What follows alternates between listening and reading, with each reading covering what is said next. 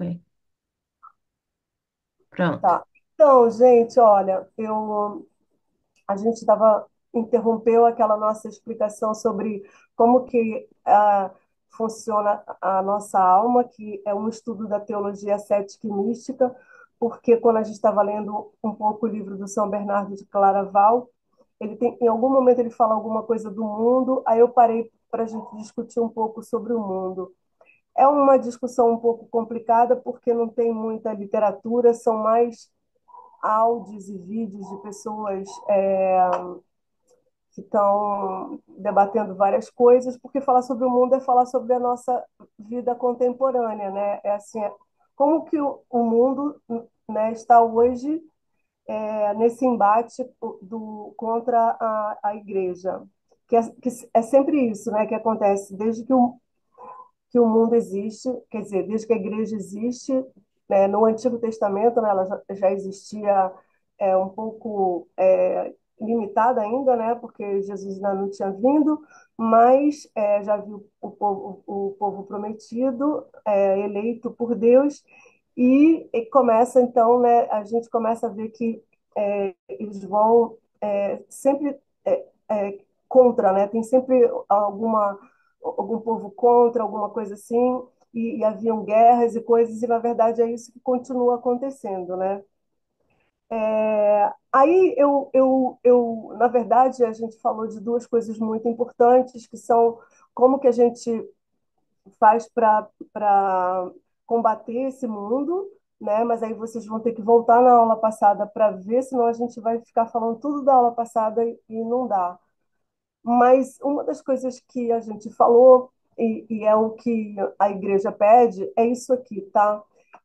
Não vos conformeis, eu vou aumentar aqui, não vos conformeis a este mundo, mas transformai-vos pela renovação da vossa mente, para que experimenteis qual seja a boa, agradável e perfeita vontade de Deus. Romanos 12, 2, de São Paulo. Então, é engraçado que esse não vos conformeis, eu expliquei na vez passada, mas eu vou só dar uma esclarecida, porque assim, conformar, né, é forma, fala de forma, né? Então, a gente estava falando um pouco sobre a alma, ela que dá a forma ao corpo, né? Isso é eu estou dando uma explicação hiper básica, assim como que para criança mesmo, porque a questão filosófica da alma formar o corpo é muito mais do que isso, tá? É só para, assim, deixar isso, como é que fala? Um pouco, o entendimento um pouco material da situação, né? Então, quando ele pede para a gente não se conformar, significa que para a nossa alma não está formada pelo mundo, né? Ou seja, então a gente tem que ter uma coisa chamada renovação da nossa mente. Então, quando nós nos convertemos, que é mais ou menos uma coisa que acontece aqui em comum entre a gente tem que começar a aprender que a igreja ela pensa totalmente o oposto do mundo, né? Até no The Chosen estavam me contando que a vinhetinha de começo são vários peixinhos indo para um lado, né? Aí tem um que vai contra, aí todo mundo começa a virar, né, atrás dele, né? Então, por quê? Porque todos os valores do mundo são contra a igreja. E até não só valores do mundo, como palavras usadas para definir coisas são coisas, são palavras que a igreja não usa, são visões que a igreja não tem, são situações que a igreja condena. Então, eu fiz uma lista assim para tentar, como fala assim, exemplificar as coisas do nosso dia a dia. Mas eu vou falando e vou explicando, e eu acho que vocês vão acabar vendo também no dia a dia de vocês situações e vocês podem interromper e, e comentar. Porque, por exemplo, eu vou começar com um exemplo aqui. Ó. O mundo fala carpe diem, isso é latim, né? Aproveite o dia. Esse é uma expressão totalmente hedonista. O que é o hedonismo? O hedonismo é um valor do mundo de que você tem que aproveitar a vida. Tipo assim, não importa, né, o que vai acontecer amanhã. Você tem que aproveitar o dia de hoje. Então, é assim, se você quiser ter relação com uma pessoa, porque você sentiu desejo, você vai lá e tem. Se você quiser comer muito e ficar empanturrado, você vai lá e come. Se você quiser beber muito, você vai lá e bebe. Qual o problema? Não existe esse tipo de problema, né? Se você quiser ser é, mal com seu filho, você vai ser. Se você não tiver paciência com a sua mulher, você vai chutar a cara dela. Então, assim, tipo, não, tá liberado o que você quer, né? Então, assim, a questão do prazer, né? E o que que a igreja fala? A igreja fala o oposto. A igreja, ela fala assim, a frase que a igreja fala, né? Que eu tirei de um santo, São Luís Gonzaga. Ele é o padroeiro dos jovens. São Luís Gonzaga, antes dele fazer qualquer coisa, ele se perguntava: cuide a eternitatem. Ele perguntava: o que é isso para a eternidade? Se aquilo que ele fosse fazer não tivesse sentido para ele ganhar a vida eterna, ele não fazia. Então, é, olha, ele não fazia, não é só não pecar. A questão dele é assim, é mais ampla ainda. É tipo assim, ah, eu quero fazer uma coisa só porque eu quero fazer uma coisa, mas isso vai me fazer ganhar a vida eterna? Não, então eu não vou fazer. Por quê? Porque ele estava preocupado com uma coisa chamada tempo. Ele queria amar a Deus sobre todas as coisas, inclusive nas coisas que ele podia fazer licitamente, né? Eu não estou pecando, eu posso fazer. Não, mas ele estava preocupado com o tempo. Se isso realmente não for contar ponto para mim, se não for contar um mérito para eu ir para o céu, isso não me interessa, né? Então, São Luís Gonzaga, ele inclusive não, ele estava na companhia de Jesus, ele não foi ordenado sacerdote, morreu muito jovem, o nível de santidade dele é altíssimo, altíssimo. Por quê? Por causa disso, porque ele queria dar tudo para Jesus. Então, assim, ai, que dia lindo, tá só, vamos para a praia? São Luís Gonzaga perguntaria, quid ad eternitatem? O que eu vou ganhar indo para a praia para a eternidade?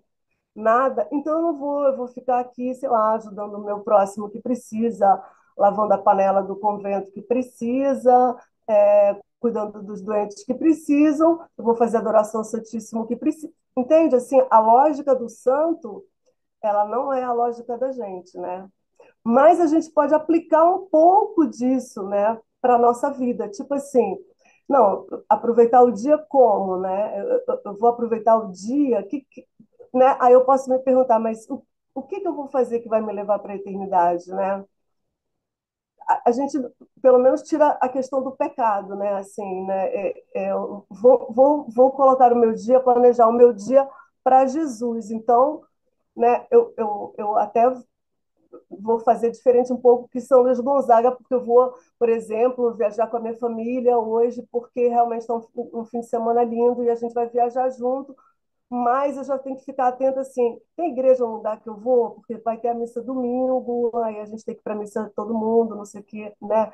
Eu não posso deixar de rezar o terço com meus filhos, porque a gente está viajando, aí a gente reza o terço na estrada, ou seja, sabe, pelo menos assim, não é se descolar totalmente de Jesus, né?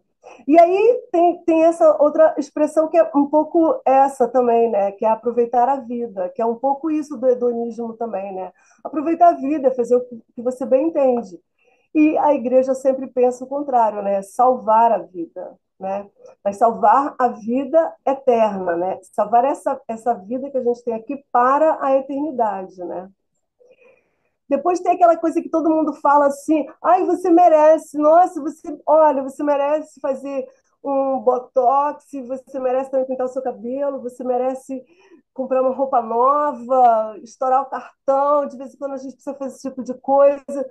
Não tem isso assim no mundo. Eu lembro que quando eu era muito do mundo, tinha uma coisa assim, né? Ai, gente, eu estou muito cansada, trabalhei muito, ai, eu vou num restaurante, assim, vou gastar o que eu não tenho comendo. Eu mereço beber 300 cervejas essa sexta-feira, porque eu trabalhei muito, fiz muita coisa. E assim, tipo assim, por que que você merece? E por que que merecer significa que você vai ter que estourar a boca do balão, né? Merecer alguma coisa significa, sabe, fazer. É sempre um prazer, né? Acima de tudo, né? Enquanto que a igreja fala que não, você merece, você não merece, porque a graça, inclusive o nome graça é de graça, significa que você não merece, Deus está te dando de graça uma coisa que ninguém merece, né? Que ninguém alcança por si só, que é só Ele que pode dar. Ele dá através dos sacramentos, principalmente, ou Ele dá, né, fora dos sacramentos, porque Ele também pode dar graça fora do sacramento, né? Então, tá vendo assim, o pensamento da igreja é diferente do pensamento do mundo. Por exemplo, eu li essa frase, eu achei ela assim, tipo, mude de pensamento e mudará o mundo. Aí, não, a gente não, né? A gente é justamente isso que São Paulo fala, né? Não vos conformeis com o mundo, mude a sua mente. Ou seja, eu lembro que quando eu me converti, eu comecei a perceber que eu falava palavrão, não tinha a menor ideia que eu falava tanto palavrão na minha vida. Eu fiquei chocada comigo mesmo. Falei, gente, por que eu falo tanto palavrão? Que eu falava assuntos que não interessavam mais, que, sabe? Então, assim, você muda, você começa a mudar, sabe? Eu tinha roupas que não dava mais para usar, porque mostrava muito o meu corpo. Eu ficava assim, não, gente, por que que eu mostrava tanto o meu corpo assim? E você fica chocado com você mesmo, né? Como é que você é capaz de fazer tanta coisa louca? Então, é isso, sabe? Mudar a mentalidade. Inclusive, a gente também, quando a gente faz esse movimento da metanoia, né? A mudança, que é uma coisa também com a graça, né? Que sozinho ninguém muda nada.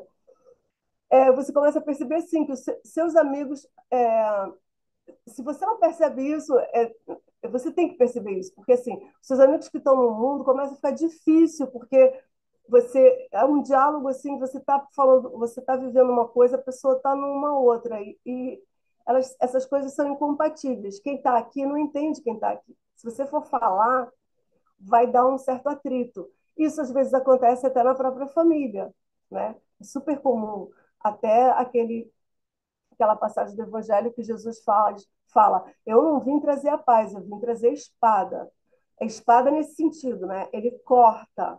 Quando você se converte, você muda de tal maneira que a sua família começa a achar que você está estranho, seus amigos começam a achar que você está estranho, você também começa a achar aquele mundo que você fazia parte estranho, né? Por quê? Porque a faca, né? Jesus é essa faca que corta, mas ele corta para depois unir, né? Porque essa pessoa que se converteu, ela na verdade vai ser o canal de graça naquele lugar, naquela família, entre aquelas pessoas, né? A outra coisa que é muito interessante é uma frase que Getúlio Vargas disse antes dele se suicidar, né? Opa, o nome de Terezinha veio para cá.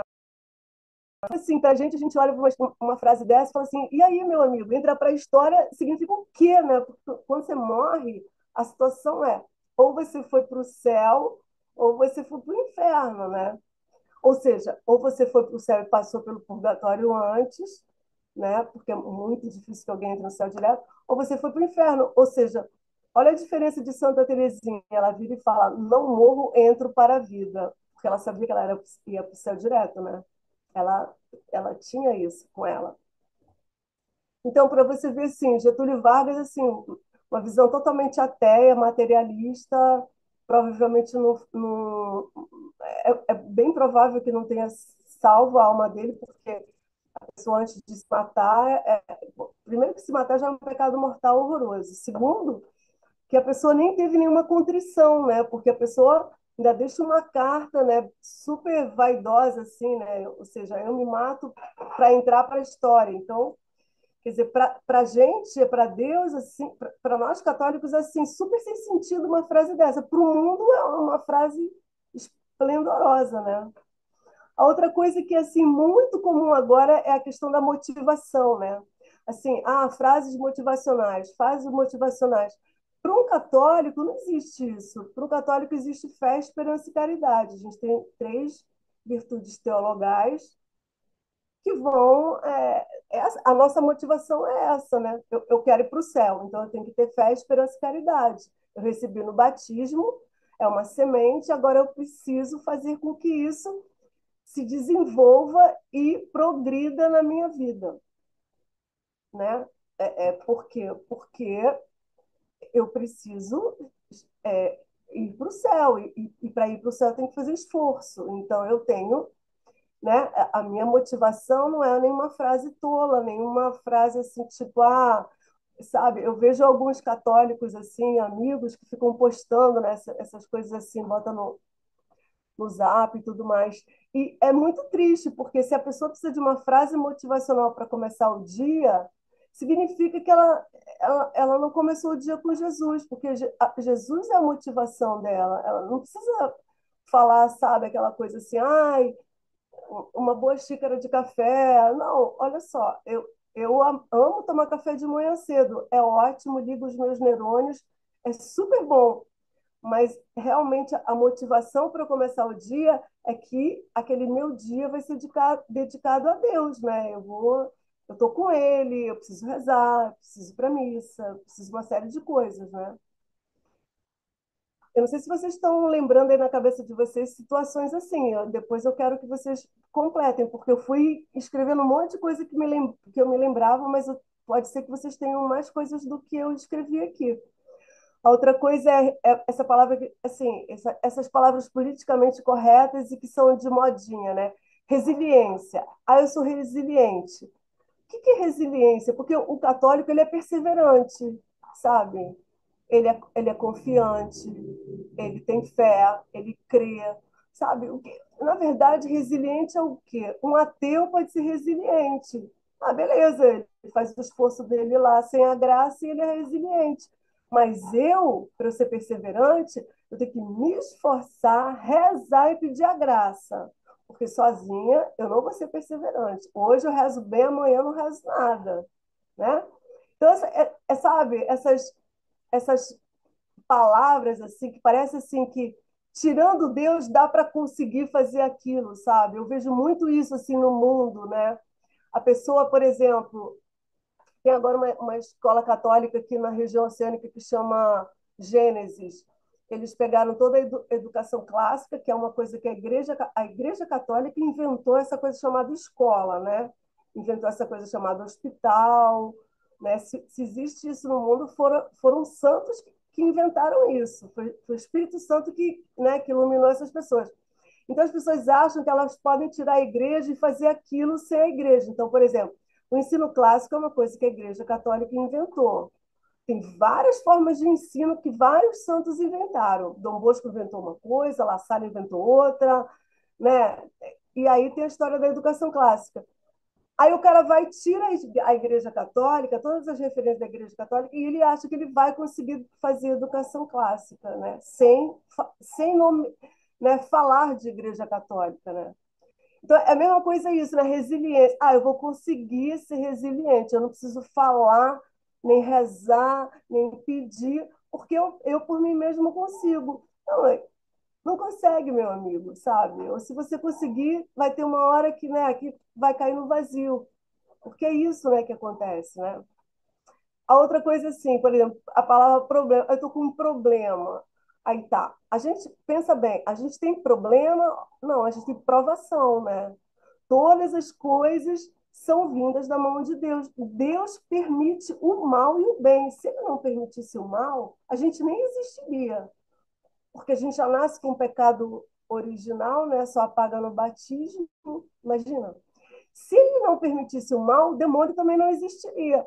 Porque não é que o demônio prefigure o mal, mas ele vai fazer com que a gente caia no inferno, né? Que é a ausência, né, do bem, que é a ausência de Deus, né? Que é a ausência, enfim.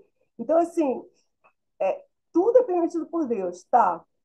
Inclusive o mal, tá? Inclusive eu ficar doente, inclusive eu quebrar a perna, inclusive eu ficar sem dinheiro, inclusive, sabe, a minha vida virar uma doideira, inclusive sei lá o quê. Mas eu estou sendo provada, porque quando eu passo por alguma coisa, se eu não passar junto com Jesus, se eu não oferecer para Ele todos os meus sofrimentos e pedir a graça, eu vou estar passando por essas coisas em vão. Sabe assim, você está jogando fora uma moeda de salvação, sabe? Passar por problemas que até um ateu tem, né? Até um protestante tem, todo mundo tem problema. Não é a mesma coisa que passar por uma provação. Porque pela provação eu passo unida a Jesus, oferecendo tudo para Ele e esperando que Ele me dê a graça, a força, tudo que eu preciso passar para passar por aquilo. Passar só por um problema, eu assim, joguei fora a oportunidade que eu tinha de ganhar muitas coisas de Deus, né? Ou seja, sair daquela situação mais paciente, mais. Ah, por exemplo, essa palavra, tolerância e paciência. Tolerância é uma coisa do mundo. Jesus não mandou a gente ser tolerante, ele mandou a gente ser paciente, assim como ele também não mandou. Ai, agora esqueci, tem outra coisa agora que eu lembrei. Ah, empatia. Jesus não falou para a gente ser empático, ele falou para a gente ser caridoso. Entende? São palavras assim que neguinho começa a usar achando que ele vai tirar Deus da parada e não tira, gente. Porque assim, eu vou ser empático até que o outro me irrite bastante. Eu deixo a minha empatia de lado e vou embora. Agora, caridoso é outra coisa. Caridade é assim, ó. Eu posso não gostar da pessoa, mas eu preciso amar aquela pessoa, que é querer o bem dela, rezar por ela e pedir o céu para ela. E pedir para Deus que eu suporte todas as coisas que para mim são muito difíceis com aquela pessoa. Quem quer ser só empático não vai conseguir fazer isso, porque para isso tem que ter a graça. A mesma coisa a história da paciência. Eu só vou ser paciente se eu tiver a graça. Se eu não tiver a graça, eu vou estourar com a pessoa, porque eu sou super impaciente. Como é que eu vou conseguir? Né? Eu não vou conseguir. Né? Então, outra coisa, essa história de não sofrer, né? Não sofrer. Não, mas o sofrimento é salvífico. Olha para Jesus na cruz e me diz o que é aquilo, né? Não tem explicação. Jesus, ele não, ele não precisava morrer na cruz. Ele poderia nos salvar com uma gota de sangue dele. Na hora que ele foi lá fazer a circuncisão, que caiu aquelas gotinhas de sangue quando ele era bebê, ele, ele já salvava o mundo com aquilo. Se ele espirrasse, ele salvava o mundo com o espirro dele. Ele é Deus Santíssimo, acabou. Mas ele quis ir às últimas consequências. Faltam 10 minutos, crianças. Ele quis ir às últimas consequências do amor. E ele quis provar que o amor está vinculado ao sofrimento. E acabou. Foi assim que ele inventou. E quem não quiser sofrer não vai amar. Então as pessoas acabam os casamentos em 2 meses. Por quê? Porque eu não quero sofrer. Né, a mulher vai fazer aborto porque ela também não quer sofrer. Eu não, sabe, eu termino uma amizade porque eu não quero sofrer, a pessoa está me irritando. Então, assim, acabou, né? Então, o mundo virou esse mundo que não adianta, entende? Não adianta falar de tolerância. Por quê? Porque não é tolerância, é caridade, é amor, e o amor tem a ver com sofrimento.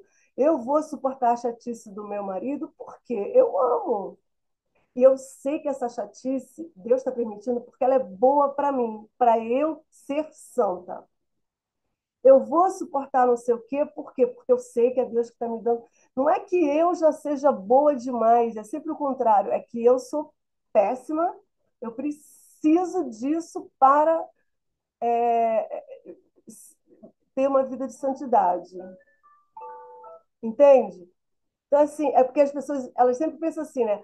Ah, eu estou passando por esse sofrimento, eu vou oferecer por tal pessoa, como se a pessoa não precisasse. Não, gente, nós precisamos. Precisamos sofrer, ser humilhados. Aí a pessoa fala, ai, pronto, essa palavra também, humilhação. Assim, ai meu Deus, a pessoa me humilhou muito, não, sabe? Essa pessoa não é minha amiga, ela não me ama. Gente, às vezes a pessoa nem sabe que humilhou, às vezes a pessoa nem percebeu. E se humilhou e Deus permitiu, quem disse que você não merece? Só olha para Jesus na cruz. Se você não tem cruz na sua casa, você não vai entender o que é a cruz, o que é sofrer. Porque quem, depois que Jesus morreu na cruz, alguém pode dizer que não merece alguma coisa? Essa é outra palavra. Ah, não mereço isso, gente. Não mereço isso que está acontecendo comigo. Não estou entendendo. Deus não me ama. Que isso, gente? Deus te ama tanto que está te dando uma aprovação para você se santificar. Aproveita, porque isso, o sofrimento tem valor salvífico, né? Outra coisa é a coisa da prosperidade, que a gente nunca fala disso, né? Deus sempre fala, viver um dia de cada vez, não, amar a Deus sobre todas as coisas, aí tudo vem por acréscimo, né?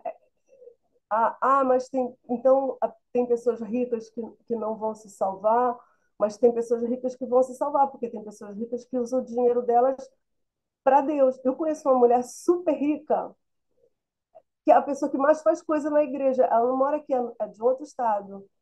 Mas é uma pessoa que o que ela dá para a igreja é um negócio assim infinito, sabe? Ela vive dando coisas, vive fazendo obras, vive comprando não sei o quê, vive restaurando a igreja, vive não sei o quê, faz não sei o quê, o padre não sei o que está precisando, o outro não sei o quê, blá, blá, blá.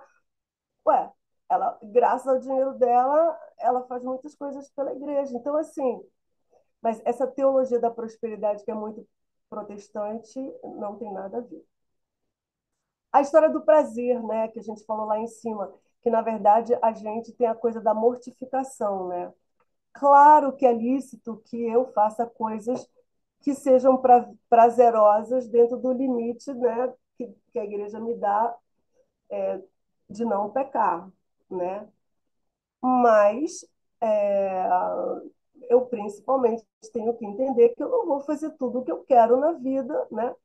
Que essa coisa tola, né, de que tem uma geração que eu não sei mais se é geração Z, sei lá o que para lá. Eu vou até fazer um estudo sobre geração para depois a gente falar sobre isso, que acha que tem que fazer o que quer, né? O que quer. Eu só vou fazer o que eu quero. Tá? A pessoa é uma psicopata, porque só os psicopatas fazem o que querem. Ah, eu quero te matar, então eu vou te matar. Pronto, acabou a discussão. Porque eu quero matar agora, pronto.